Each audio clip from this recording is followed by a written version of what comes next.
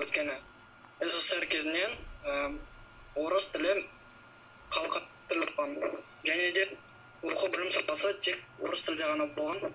Орыс тілдегі оқытқан үйірмелер сапалырақ болған, өйткені оларда көбірек информация болған, және де ашық тақырыптарда сөйлейтін адамдар көбірек болған деп ойлаймын.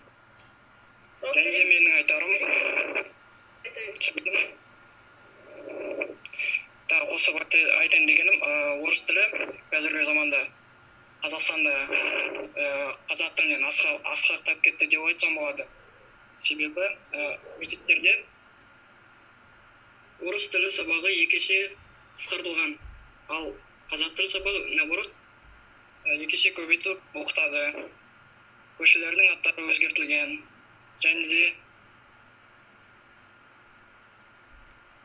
қазақ тілін оқыту курстары тегінірек болған деп ойлаймын.